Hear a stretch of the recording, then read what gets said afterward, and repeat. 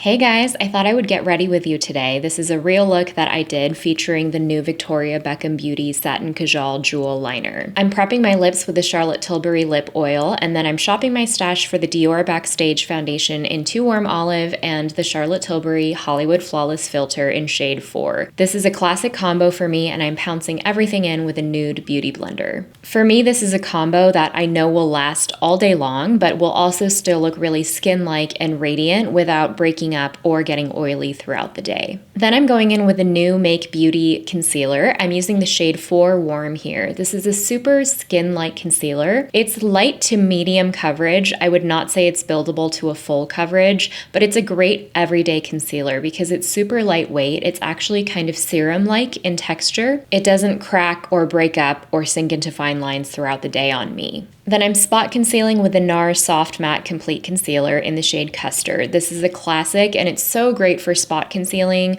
Personally, I like to use this to make sure that any pigmentation is covered without going for a full coverage foundation. Then I'm using the Fit Glow Beauty Powder to set everything in for a long wear makeup day. Then at this point, I set everything in with the Milani Make It Last Setting Spray. This really helps for long wear. For cheeks, I'm using the Makeup by Mario Cream Bronzer and the BK Beauty A507 brush. This is a great brush for stamping that cream bronzer in. This is a very, very warm shade, so I want to make sure that I'm getting a super diffused application and that I don't have any harsh edges. For the longest wearing cream blush, I'm turning to my Phytosurgeon's cream blush in the shade Evaporate, which is such a beautiful, warm, toasty peach. It really goes well with the bronzer because they both have this beautiful, warm, toasty undertone.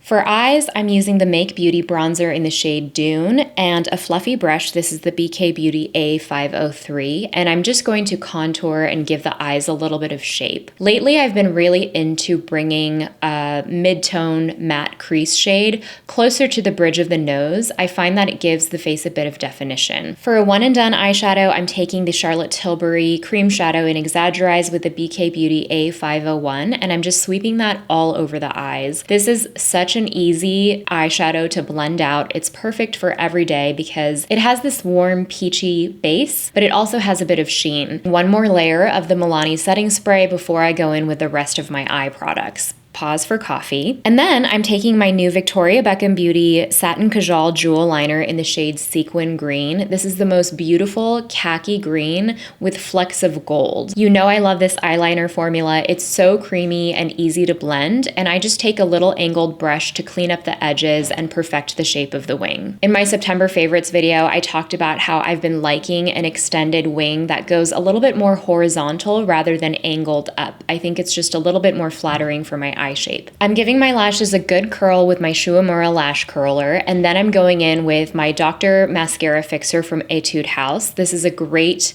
primer for curl and for adding a little bit of length and volume. And then I'm taking my Tower 28 Make Waves mascara, which you know I've been loving. I already have some brow gel on, so I'm taking my Milani Weekend Brow in the shade Espresso and just filling in my brows, adding some hair-like strokes to finish off the eye look. I felt like my cheeks were a little shiny, so I decided to take the Make Beauty bronzer with a powder brush. This is the BK Beauty 104 to set the cream bronzer. For lips, I'm using my trusty Victoria Beckham O2 lip definer to slightly overline the lips for a brown-toned lip look. I'm finishing off with Byredo Earth Dust, one of my all-time favorite yellowy brown-toned nudes. And that's the look. I finished off with an outfit I feel really good in. I posted it on YouTube Shorts, so I'll link that below. It has all of the details along with everything I talked about today.